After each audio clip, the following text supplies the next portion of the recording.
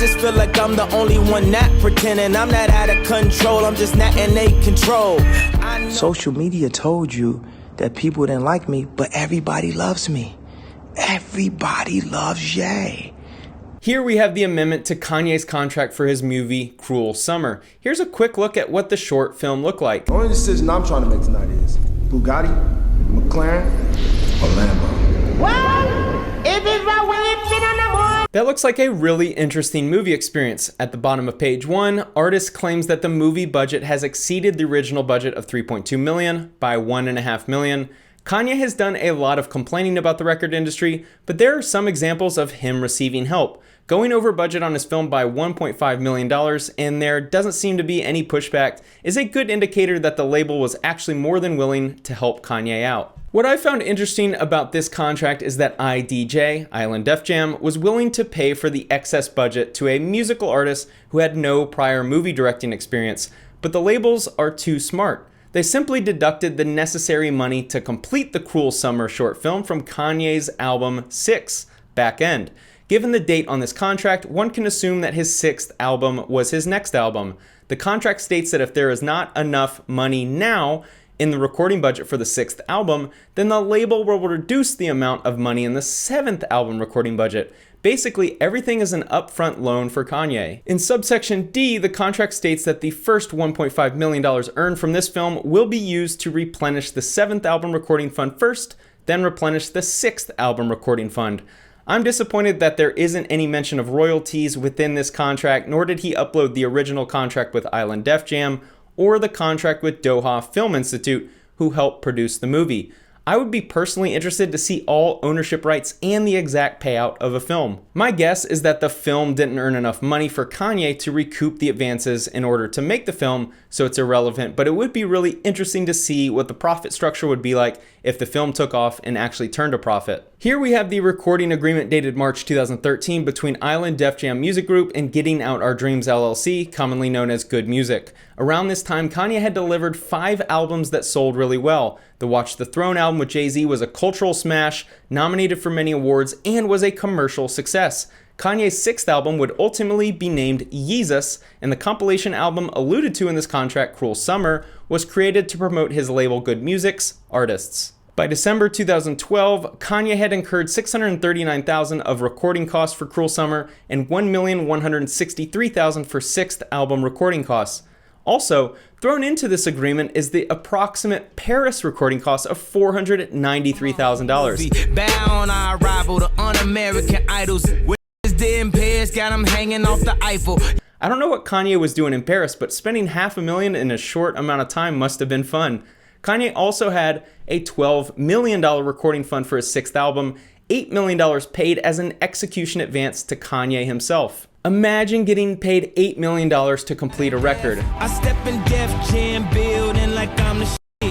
Tell him give me 50 million or I'ma quit. Given his artistic prowess in 2012, I imagine the label was very confident that he would be able to sell enough to recoup the advance. A big theme of this channel is the value in sharing all of the expenses incurred whenever we start throwing around income numbers. Kanye has made his money, most likely a majority of it coming outside of music, so he's an outlier. But when you see these huge record contracts and artists flashing money, you can't evaluate how much money they really have until you see their contracts. If we check out the contract between Island Def Jam and Kanye dated May 2012, almost a full year before the previous contract we just analyzed, we can see an example of the label exercising the option for the artist to continue making albums. We can see that his advance was in fact $12 million to record the 6th album. Check out how many people are included in the making of the album as writers and producers. He received royalties of 22% on this album, which is the most I've seen so far. He needed a high royalty rate in order to pay off the $12 million advance.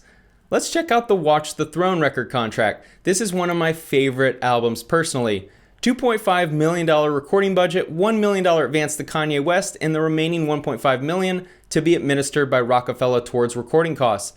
The royalty rate for this album was 15%, which seems to be about average. Kanye's album, The Life of Pablo, would serve as his 8th album, and he received a $3 million advance. We haven't really touched on the distribution numbers yet. In this contract for his 8th album, Island Def Jam would receive 26% of net billings as a distribution fee and 25% if the net album sales exceed $15 million. I find the marketing section fascinating. I've noticed this a few times within the contract that the amount spent on an expense is predicated on the reasonably projected album sales by Island Def Jam. For Kanye's 8th album, Island Def Jam would spend an amount equal to 25% of the amount of net billings that Island Def Jam reasonably projects in IDJ's sole reasonable good faith discretion based on projected sales, less discounts and returns. I'm so fascinated by this entire industry. I would love to sit in on the important marketing meetings discussing how to best use their resources to market an album or artist, especially because their budget is all on an estimate of sales in an industry where a lot of artists flop and sell much less than expected. This image posted by Kanye included the key terms of all of his agreements and amendments between Island Def Jam and Good Music. This section describes Kanye's complete control of all aspects of the making of a record. One of the benefits of having your own label, complete creative control. I thought it was interesting to see the section detailing Island Def Jam's investment into Good Music. IDJ funded $800,000 towards overhead fees for Good Music's operating expenses, sending $200,000 each quarter, and there's escalators for performance that beats expectations. While editing this video, I decided to read through the contracts one more time after a little more research and found that the 7th album and all subsequent albums are actually press and distribution, aka P&D albums, which are different than royalty albums. UMG's obligation to fund any and all recording funds, advances, recording costs to grantor pursuant to the P&D agreement is hereby deemed terminated. Grantor shall prospectively fund any and all recording costs in connection with artists' recording of the P&D albums hereunder. The label would make their money from the distribution of this album, but money earned from the sales of this album would first go to Kanye's unrecouped accounts from other albums released under the royalty share system, and then all monies earned after those accounts are recouped goes into his P&D account. Unfortunately, it wasn't clear on the profit share in the terms of this contract, but I've seen mention of a 50-50 split on all net sales. By all accounts, these are great terms for an artist. One other note from this contract that left me really bummed is that there's mention of a possible lost Yeezus Tapes album that could possibly exist, but never got released. After going through these contracts 4 different times, there was nothing that I found that I believe warranted the response of Kanye tweet storming all of the contracts. Hopefully by now, those of you who watch my videos on the music industry are aware of how the game is played and that nothing should come as a surprise. One thing I would love to have seen is the explicit terms of how much Kanye gets paid from tours and merchandise. When I talk about the 360 deals in the videos I've made, I thought it would be written out a little more clearly in the contracts that these artists sign, but that doesn't seem to be the case. I didn't see anything regarding his touring schedule or touring profit share. I'm certainly an amateur at reading contracts, so maybe there's some language that I overlooked, but I definitely did not get the vibe that this was all of the contracts signed. I think there's probably some separate contracts for the touring and the merchandise. My interpretation of Kanye's resentment to the music industry is that he's an artist that wants full control of his music and everything he does and has done. The terms of these contracts seem pretty favorable to Kanye from my perspective. He received large advances and a higher than average royalty split on album sales. My guess is that he sees how much money the label is making and believes that he should be getting a higher percentage of the profits. I also think he wants complete ownership over everything he has done in the past.